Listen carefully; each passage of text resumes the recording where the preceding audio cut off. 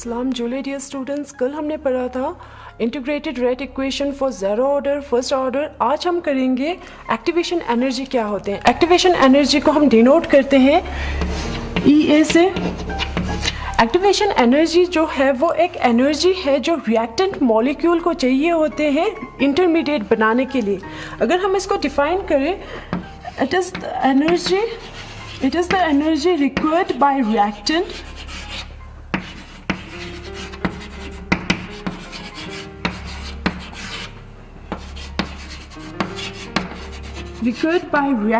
to form intermediate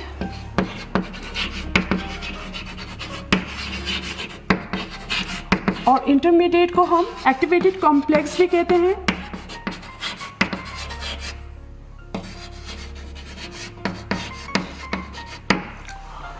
activation energy वो energy है जो रिएक्टेंट को चाहिए होते हैं, रिक्वायर्ड होते हैं इंटरमीडिएट बनाने के लिए। उस एनर्जी को हम कहते हैं एक्टिवेशन एनर्जी।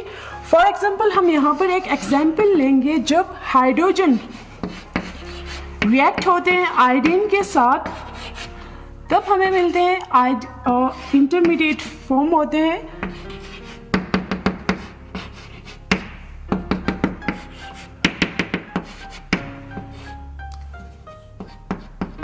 इसको हम कहते हैं इंटरमीडिएट, और हम इसको कह सकते हैं एक्टिवेटेड कॉम्प्लेक्स।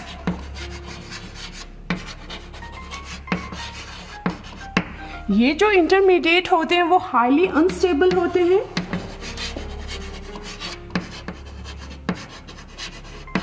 जिसकी वजह से इनकी जो एनर्जी होंगे वो हाई होंगे as compare to reactant and product.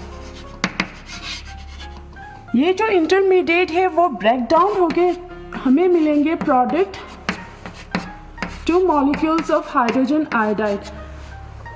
इस केमिकल रिएक्शन को हम ग्राफिकली रिप्रेजेंट करेंगे bye plotting potential energy against progress of reaction.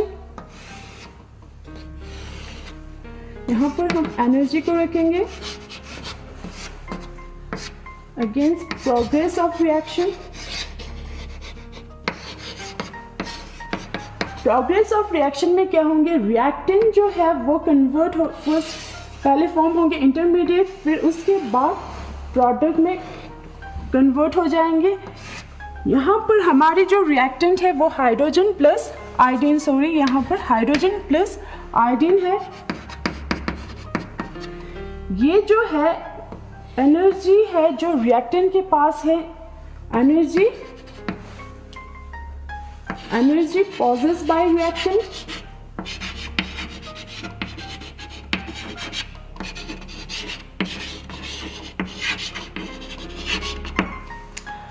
और ये जो है एनर्जी ऑफ ट्रांजिशन स्टेट है।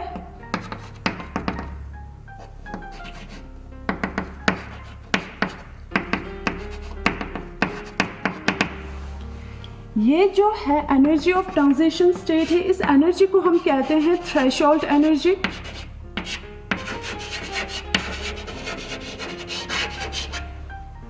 थ्रेशोल्ड एनर्जी वो मिनिमम एनर्जी है जो रिक्वायर्ड होते हैं रिएक्टेंट को प्रोडक्ट में कन्वर्ट करने के लिए। प्रोडक्ट है हमारे hydrogen iodide, 2 molecules of hydrogen iodide.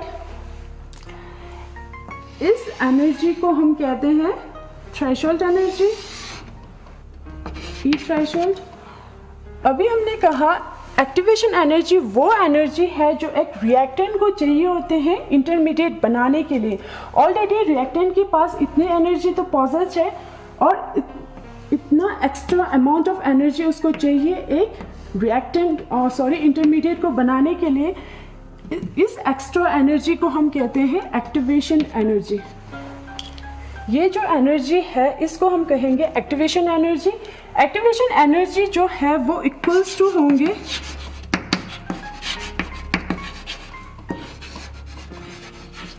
Energy किसके बराबर होंगे, जब हम थ्रेशोल्ड एनर्जी में से माइनस कर दे एनर्जी पॉजेस्ड बाय रिएक्टेंट, तब हमें क्या मिलेंगे, activation energy.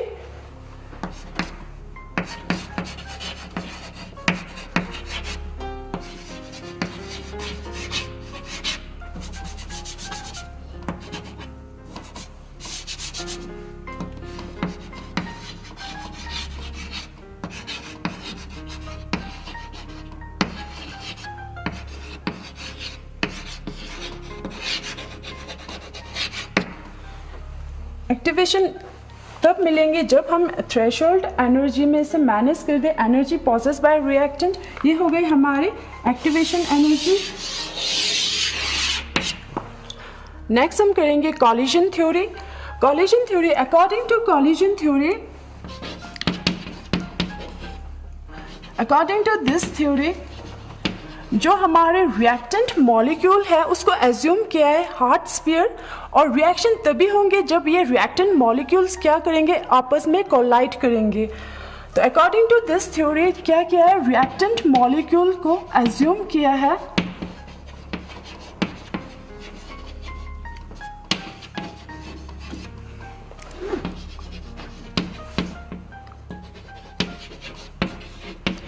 assumed to be hot sphere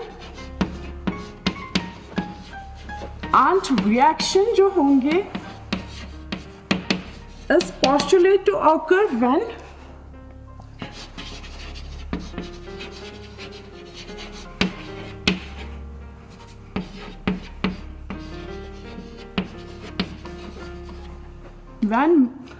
molecules collide with each other.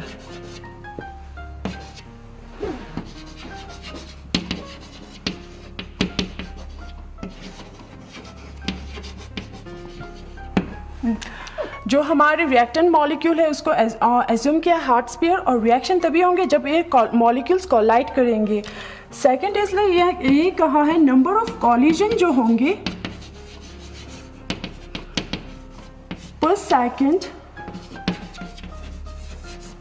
Per unit volume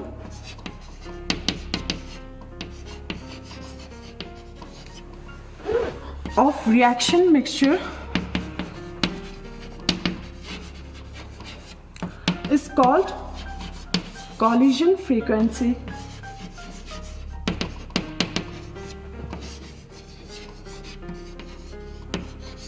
जो डिनोट करते हैं Z से। Number of collision per unit volume of reaction mixture में कितने 1 सेकेंड में कितने नंबर ऑफ कॉलिजन होते हैं रिएक्टेंट मॉलिक्यूल्स के बीच में, उस कॉलिजन को हम कहते हैं collision frequency. In reactant molecule के बीच में पर यूनिट वॉल्यूम में रिएक्टेंट मॉलिक्यूल्स के बीच में एक सेकंड में कितने कॉलिजन होते हैं, उस कॉलिजन को हम कहते हैं कॉलिजन फ्रीक्वेंसी, जो डिनोट करते हैं Z से। अनदर फैक्टर जो अफेक्ट करते हैं रेट ऑफ रिएक्शन पर, वो है हमारे एक्टिवेशन एनर्जी।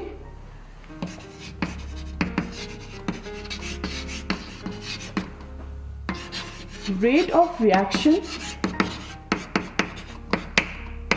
एक्टिवेशन एनर्जी, वो है हमारी एक्टिवेशन एनर्जी।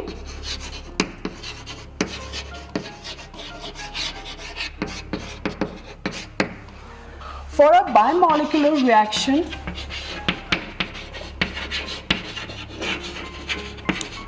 बायोमॉलिक्यूलर रिएक्शन के लिए for example A+B gives product. In this case अगर हम रेट लिखे अकॉर्डिंग टू कॉलिजन थ्योरी, वो होंगे हमारे rate is equals to ZAB e⁻ EA upon RT।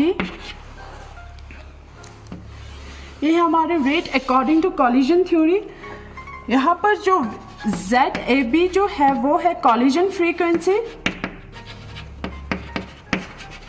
Collision frequency of reactant A and B।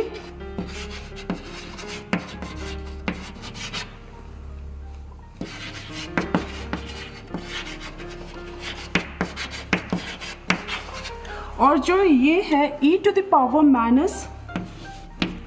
EA upon RT जो है वो represent कर रहा है molecules,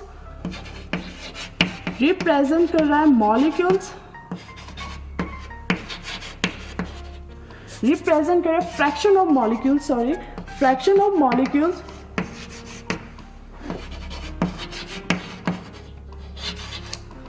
with energies greater or equal to activation energy। यहाँ पर जो ZAB है वो कॉलिजन फ्रीक्वेंसी है of reactant A and B, और जो ये है e⁻⁻ ये जो है वो रिप्रेजेंट कर रहा है फ्रैक्शन ऑफ मॉलिक्यूल्स, कितने मॉलिक्यूल के पास एनर्जी जो है वो इक्वल टू एक्टिवेशन एनर्जी है या उससे ज़्यादा है, वो रिप्रेजेंट कर रहा है। ऑल कॉलिजन, जितने भी कॉलिजन होते हैं वो इफेक्टिव नहीं होते हैं।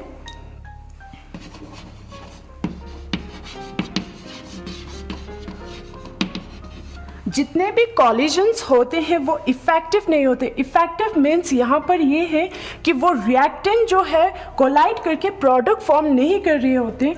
अगर इफेक्टिव होते हैं तो प्रोडक्ट फॉर्म हो जाते हैं, ठीक है। फॉर इफेक्टिव कॉलिजन के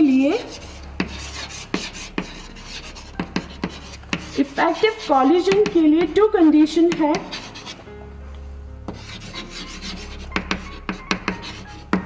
दो कंडीशन है for effective collision, two condition. First है हमारे एनर्जी,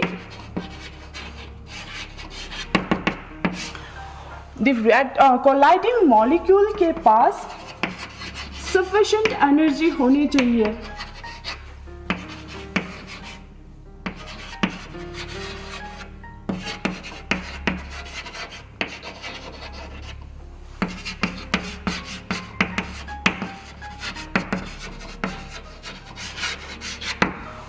कोलाइडिंग मॉलिक्यूल्स के पास सफिशिएंट एनर्जी होनी चाहिए, मींस थ्रेशोल्ड एनर्जी के बराबर एनर्जी होने चाहिए, जिसकी वजह से रिएक्टेंट जो है प्रोडक्ट में चले जाएंगे। सेकंड है हमारे प्रॉपर ओरिएंटेशन होनी चाहिए।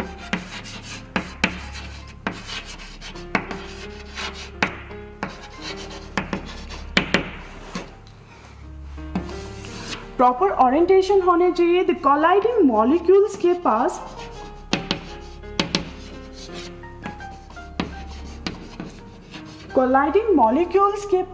should also have proper orientation.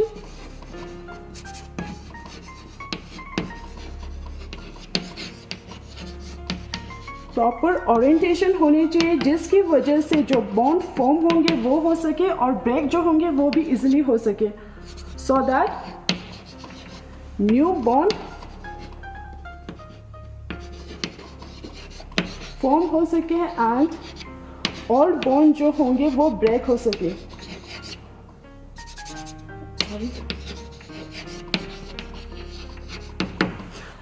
Proper orientation में हम एक एग्जाम्पल को लेंगे। जब हम मिथाइल ब्रोमाइड को रिएक्ट करते हैं मिथाइल ब्रोमाइड को जब हम रिएक्ट करते हैं OH नेगेटिव से, अगर ये OH नेगेटिव इस साइड से आए तो यहाँ पर Br जो है इसके ऊपर पार्शियल नेगेटिव साइन होंगे, नेगेटिव रिपल्शन होंगे। यहाँ पर इम्प्रॉपर ओरिएंटेशन होने की वजह से यहाँ पर प्रोडक्ट फॉर्मेशन नहीं होंगे,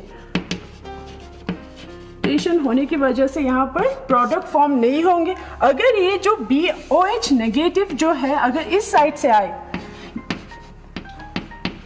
से आए तो ये लिविंग ग्रुप जो है इजीली लीव कर जाएंगे। ये जो है हमारे प्रॉपर, यहाँ पर जो है प्रॉपर ओरिएंटेशन है।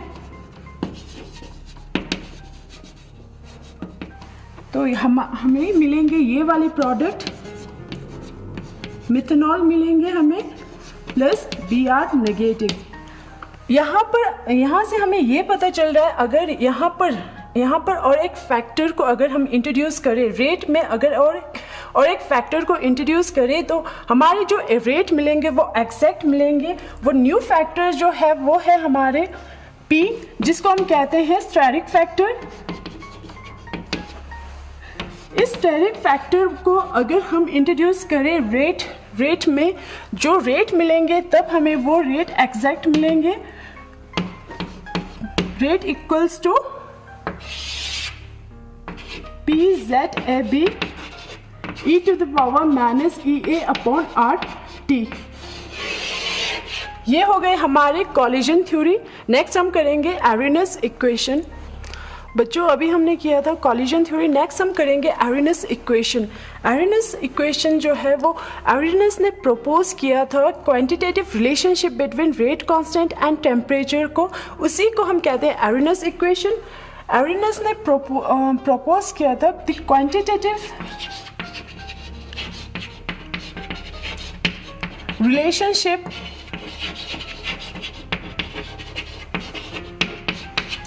between rate constant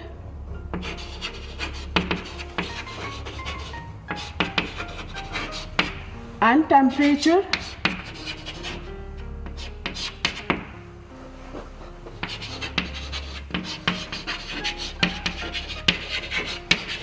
proposed by Arrhenius। Arrhenius ने प्रपोज किया quantitative relationship between rate constant and temperature, उसी को हम कहते हैं एरिनस इक्वेशन। ये हो गए K equals to e to the power minus EA upon RT। इस इक्वेशन को हम कहते हैं एरिनस इक्वेशन। इस इक्वेशन में जो K है वो है हमारे रेट कांस्टेंट और जो A जो है वो है फ्रीक्वेंसी फैक्टर और जो EA जो है हमें पता है वो एक्टिवेशन एनर्जी है।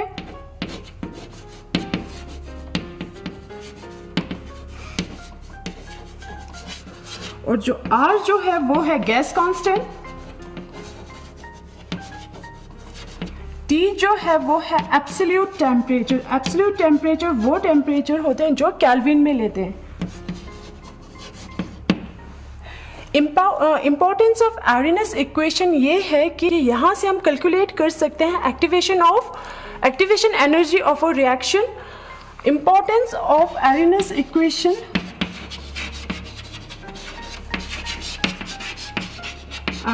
इक्वेशन ये हम यूज करते हैं कैलकुलेट करने के लिए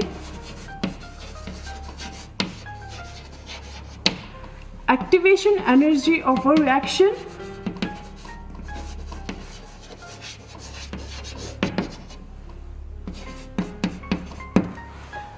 एक्टिवेशन एनर्जी को निकालने के लिए हम क्या करेंगे, अप्लाई करेंगे natural logarithm to both side of equation first. जब हम इक्वेशन फर्स्ट में नेचुरल लॉगरिथम को अप्लाई करते हैं, अप्लाई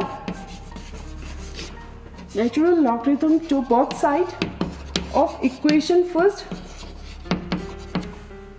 तब हमें मिलेंगे ln of k equals to ln of a into e to the power minus EA upon RT। ये हो जाएंगे ln of k equals to ln of a plus ln of e to the power minus EA upon RT। ln of k equals to ln of a, ये जो है minus EA upon RT, जो power जो है वो आगे आ जाएंगे, यहाँ पर होंगे माइनस EA अपॉन RT और जो ln E जो होते हैं वो इक्वल्स टू 1 होते हैं। ln E जो होंगे वो 1 के बराबर होंगे, तो इंटू 1 हो जाएंगे यहाँ पर। ln of a minus EA upon RT। अगर हम इफ K1 जो होंगे if rate constant at temperature T1 होंगे, तो K2 जो होंगे वो रेट कांस्टेंट होंगे टेम्परेचर T2 पर। तो ये हमारी जो इक्वेशन थर्ड जो है वो बनेंगे, तो हमारी ये इक्वेशन थर्ड जो है वो बनेंगे ln of K1 equals to ln of A ln of A minus EA upon RT1। Second, ये है हमारे फोर्थ इक्वेशन। फिफ्थ बनेंगे हमारे ln of K2 equals to ln of A minus EA upon RT2। Next हमें करना है equation fifth में से सब्ट्रैक्ट करना है इक्वेशन फोर्थ को। Equation fourth from equation fifth, तब हमें मिलेंगे ln of K2 minus ln of K1 equals to ln of A minus EA upon RT 2 minus ln of A minus EA upon RT 1। इसको हम ऐसे भी लिख सकते हैं, ln of A minus ln of B को हम लिखते हैं ln of A upon B। इसको भी हम ऐसे ही लिख सकते हैं, ln of K2 upon K1 equals to ln of A minus EA upon R T2 minus plus minus ln of A minus minus plus EA upon RT 1। यहाँ पर plus ln A और minus ln A cancel out हो जाएंगे, तो यहाँ पर बचेंगे ln of K2 upon K1 equals to, positive वाले को पहले लिखेंगे हम EA upon RT1 minus EA upon RT2।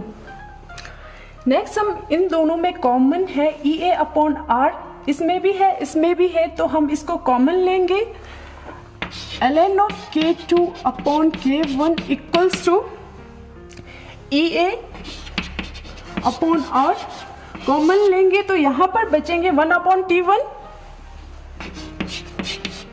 Minus यहाँ पर बचेंगे 1 upon T2 ln of K2 upon K1 EA upon R। इसको हम ऐसे भी लिख सकते हैं, T2 minus T1 divided by T1 into T2। ये हो गए हमारे आर्डिनल इक्वेशन। यहाँ से अगर हमें वैल्यू पता हो K2, K1, T1, T2 इन सब की वैल्यू अगर हमें पता हो तो हम यहाँ से इजीली एक्टिवेशन एनर्जी को निकाल सकते हैं। ये हो गए हमारे आर्डिनल इक्वेशन। नेक्स्ट हम आर्डिनल इक्वेशन के ऊपर एक क्वेश्चन कर लेते हैं। क्वेश्चन है हमारे 20 डिग्री सेल्सियस पर वैल्यू ऑफ रेट कांस्टेंट दिया है हमें 10⁻⁻² सेकेंड इनवर्स। हमें निकालना है value of rate constant eight 37 degree Celsius पर। एक्टिवेशन एनर्जी जो दिया है वो 0 है। पहले हम इसको सॉल्व करेंगे, जो गिवन है वो लिखेंगे। गिवन है हमें K1 जो है, K1 एट टेम्परेचर T1 जो है वो 20 डिग्री सेल्सियस है। यहाँ पर वैल्यू ऑफ K1 जो है वो है 10⁻⁻² सेकेंड इनवर्स, और वैल्यू हमें निकालना है रेट कांस्टेंट के। टेम्परेचर T2 दिया है हमें 37 डिग्री सेल्सियस और K2 हमें निकालना है। एक्टिवेशन एनर्जी जो है वो है 0 है। हमें पता है आर्डिनल इक्वेशन जो है वो ln of K2 upon K1 equals to EA upon R T2 minus T1 divided by T1 into T2। ये है हमारे आर्डिनल इक्वेशन। इस लॉन को पहले हम कन्वर्ट करेंगे नेचुरल लॉग को हम कन्वर्ट करेंगे लॉग में, नेचुरल लॉगरिथम को हम कन्वर्ट करेंगे लॉग में, जो कि है 2.303 इंटू लॉग ऑफ बेस 10। इसमें जब हम इसको कन्वर्ट करेंगे तो ये होंगे हमारे 2.303 log of K2 upon K1 EA upon R T2 minus T1 divided by, ये हो गए हमारे। नेक्स्ट इस 2.303 को हम इस साइड ले जाएंगे, log of K2 upon K1 equals to EA, ये डिवाइड में आ जाएंगे R into 2.303 T2 minus T1 whole divided by T1 into T2। हमें गिवन है EA, इसको पुट कर देंगे K2 equals to 0, 2.303 T2 minus T1 into T2। इस साइड वाले सारे टर्म 0 हो जाएंगे। log of K2 divided by K1 equals to 0 हो जाएंगे। इस log of K2 divide by K1 को हम ऐसे भी लिख सकते हैं, log ऑफ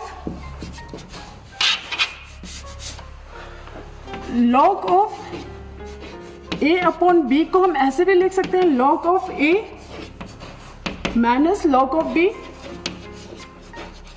तो इसको हम ऐसे भी लिख सकते हैं, log of K2 minus log of K1 equals to 0। Next हम करेंगे माइनस log K1 को इस साइड ले जाएंगे, ये हो गए log of K2 equals to log of K1। log cancel हो जाएंगे, K2 इक्वल्स टू K1 हो जाएंगे। K1 हमें गिवन है ये, तो K2 भी सेम हो गए 10⁻⁻² सेकेंड इनवर्स। ये हो गए हमारे rate constant eight 37 degree Celsius पर हमने निकाला है। इसी के साथ हमारी जो केमिकल काइनेटिक्स का यूनिट है वो खत्म